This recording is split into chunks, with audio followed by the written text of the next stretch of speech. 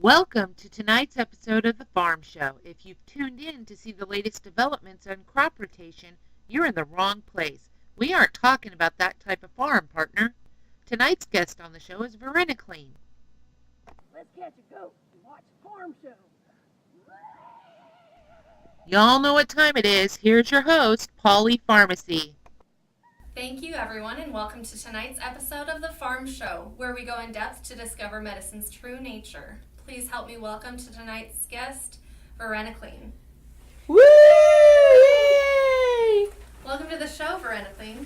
Thanks for having me, Polly. I'm really excited to be here and hope to get my message out to all the smokers in your audience.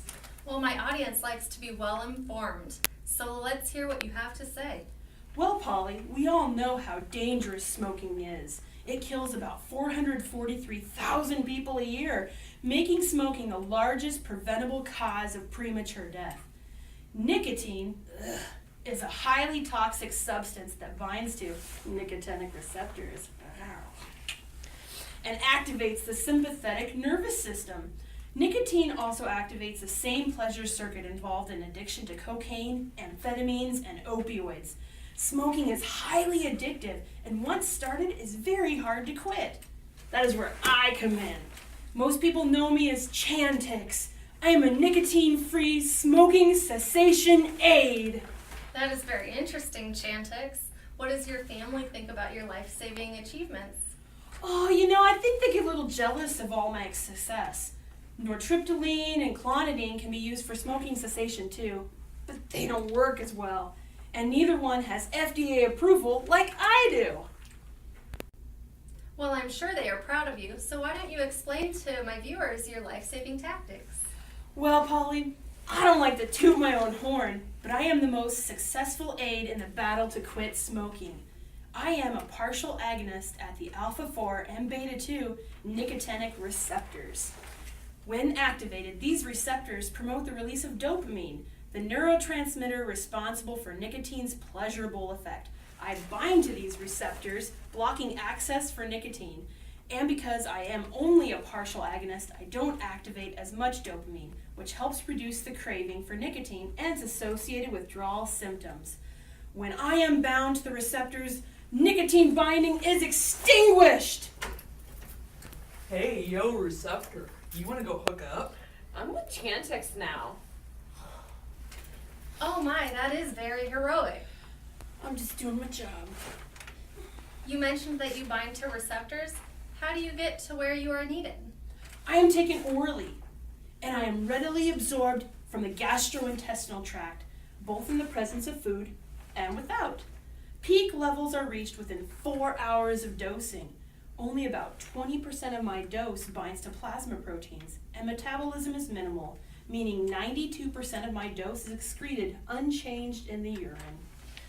Someone mentioned to me that your dosing is done as a titrate. Can you explain to me what that means? Sure, Polly. Titration is the process of gradually increasing doses to reach optimal therapeutic results. I am offered in 0.5 and 1 milligram tablets. People who want to take me usually start taking me 8 to 35 days before they quit. On days 1 to 3, they take 0.5 milligrams once daily. On days 4 to 7, they take 0.5 milligrams twice daily. And then they go up to 1 milligram twice a day for 12 weeks. What happens after 12 weeks? If abstinence is achieved, then they continue the dose for another 12 weeks. If they were not successful, or if they happen to relapse after treatment, it is recommended that they try again. What are your success rates? After 6 months, my success rate is 33.2%, almost 10% higher than any other method. That is great. Thanks, Polly. I wish it was higher, but the fire that nicotine lights is too hard to put out sometimes. Well, Chantix, I hate to do it, but we are at the point of the show where I ask you to tell our viewers about your not too heroic side effects, if you don't mind. Good deeds never go unpunished, Polly. I admit it, to do a few adverse effects, the most common being nausea in 30 to 40% of users. Other common reactions are sleep disturbances, headaches, abnormal dreams, constipation, dry mouth, flatulence, nausea, vomiting, altered sense of taste. A mild physical dependence can occur, but no reports of abuse of addictive behavior exist.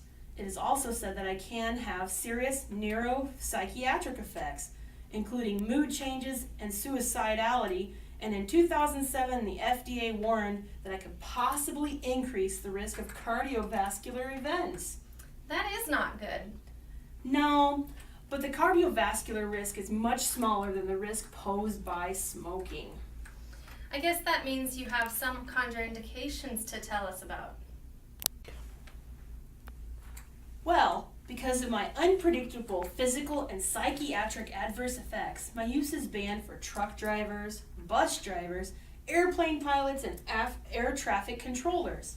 People with pre-existing cardiac, psychiatric, and renal issues should use caution when using me. I think that if you weigh your possible benefits against your possible adverse effects, the benefits are far more numerous. Thanks, Polly. That is very kind of you to say. Do you have any other information that you would like to impart on our viewers? Well, folks, we already knew that there were adverse consequences involved in smoking, like cardiovascular disease, chronic lung disease, and cancers of the larynx, lung, esophagus, oral cavity, and bladder. Due to the 2004 report from the U.S. Surgeon General, it is now clear that smoking can injure almost every organ in the body. New additions to the list include leukemia, cataracts, pneumonia, periodontal disease, type 2 diabetes, abdominal aortic aneurysm, cancers of the cervix, kidney, pancreas, and stomach. Smoking during pregnancy increases the risk of low birth weight, preterm labor, stillbirth, miscarriage, spontaneous abortion, perinatal mortality, and sudden infant death. It is important that your viewers know that no matter how long they have been smoking, quitting can drastically decrease your chances of developing a tobacco-related disease or slow the progression of a tobacco-related disease. Not to mention increase your life expectancy. I had no idea. Yeah, Polly, like I said, I save lives. Indeed. Well, thank you for stopping by and informing my viewers. Thanks for having me, Polly. This has been The Farm Show, brought to you by Team Ramrod.